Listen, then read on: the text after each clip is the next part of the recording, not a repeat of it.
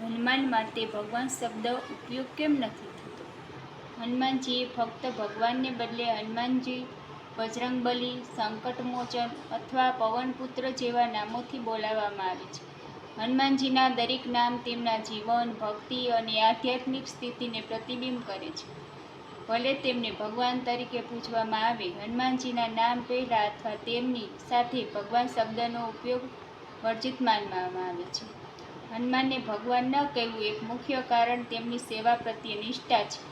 તેમને ક્યારેય પોતાના ભગવાન રામ જેવા દેવ માન્યા નહીં, પરંતુ તેમને પરમ ભક્ત અને સેવક માન્યા.